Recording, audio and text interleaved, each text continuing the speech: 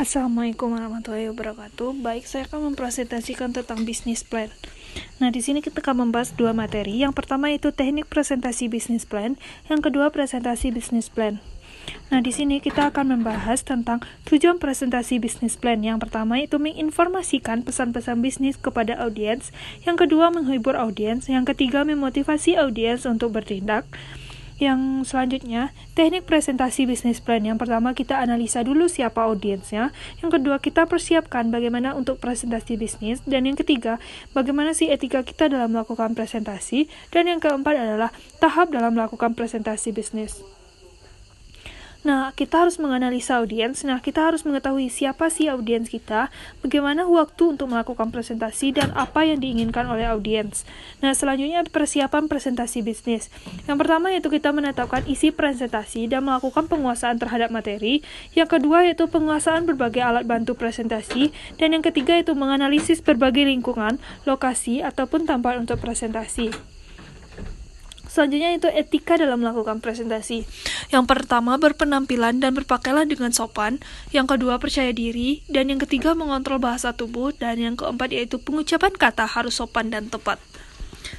Tahap dalam melakukan presentasi bisnis. Yang pertama, itu pendekatan. Yang kedua, pemutaran isi materi. Dan yang ketiga, mengakhiri presentasi. Nah, selanjutnya kita akan presentasi bisnis plan, yaitu usahanya itu Flora Saha. Nah, di sini apa itu Flora Saha? Yaitu tanaman hias yang dari plastik yang digunakan untuk menghiasi ruangan ataupun lingkungan di luar ruangan.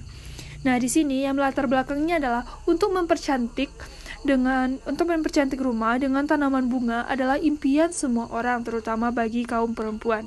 Sedangkan kenapa kita memilih tanaman hias? Nah, di sini dikarenakan bunga plastik sekarang memang menjadi tren bagi masyarakat perkotaan yang jarang di rumah, sehingga penjualan bunga ini akan diperkirakan mencapai tingkat penghasilan yang maksimal. Nah, selanjutnya itu profil bisnis.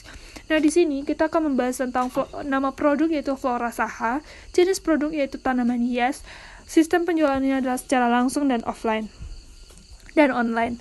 Visi yaitu menjadikan Flora Saha sebagai usaha tanaman hias yang terkenal dengan berbagai bentuk yang menarik yang dapat menyenangkan hati konsumen. Nah, di sini misinya ada 5. Yang pertama yaitu mengutamakan kualitas dan pelayanan, berorientasi kepada kepuasan konsumen, mengembangkan inovasi-inovasi baik dari produk maupun pelayanan, mengembangkan usaha di berbagai tempat lainnya untuk memperkenalkan usaha dan menambah wawasan tentang cara berwirausaha.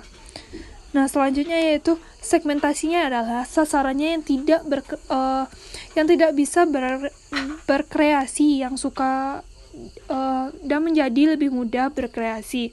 Nah, selanjutnya kekuatannya itu harganya yang merakyat, kualitas bintang 5, higienis dan cantik serta menarik. Nah, risikonya karena banyaknya memiliki saingan yang kualitasnya juga berbeda-beda. Targetnya itu semua kalangan dari ekonomi bawah hingga ekonomi atas. Nah, di sini aspek keuangannya itu rencana produksinya adalah sebanyak 15 tanaman. Nah, di sini bahan bakunya yang terdiri dari pisau 2000, lem 1000, cat 5000, daun plastik 10.000, kelopak bunga plastik 5.000, pot bunga 15.000, kerikil kecil, kantong plastik 3.000, jumlah total 41.000.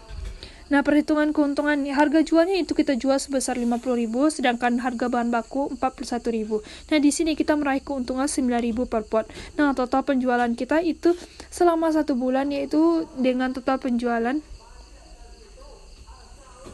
22.500.000 dengan total bahan baku adalah 18.450.000 dan total keuntungan kita di sini adalah mencapai 20.660.000.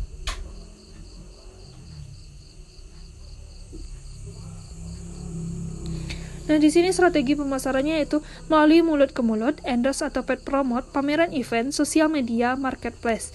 Nah, sekianlah presentasi dari kelompok kami. Apabila ada kesalahan atau kekurangan, mohon maaf. Assalamualaikum warahmatullahi wabarakatuh.